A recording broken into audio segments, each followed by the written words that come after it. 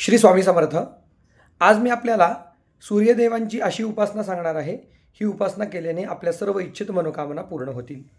दिनांक 14 जानेवारी 2026 रोजी मकर संक्रांती आहे आणि अर्थातच या दिवशी सूर्यदेव हे मकर राशीत प्रवेश करीत असतात आणि हा अत्यंत पुण्यकाळ किंवा पर्वकाळ म्हणून ओळखला जातो. तर आपल्याला मकर संक्रांती ते रथसप्तमी हा उपाय करायचा आहे. रथसप्तमी 4 फेब्रुवारी रोजी आहे. आणि आपल्याला उपाय कशा पद्धतीने करायचा आहे, तर मकर संक्रांतीच्या दिवशी सकाळी स्नान करून एक पाट घ्यायचा आहे.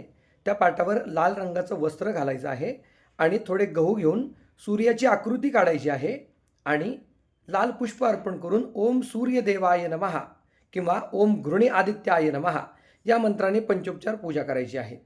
नंतर ते जे गहू आहेत ते एखाद्या गरिबाला दान द्यावे किंवा गाईला खायला घालावे.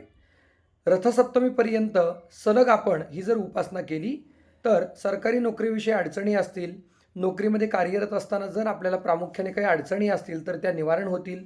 आपल्याला जर आरोग्याविषयी काही समस्या असतील तर त्या लवकर निवारण होतील आणि आपल्या सर्व मनोकामना पूर्ण होतील.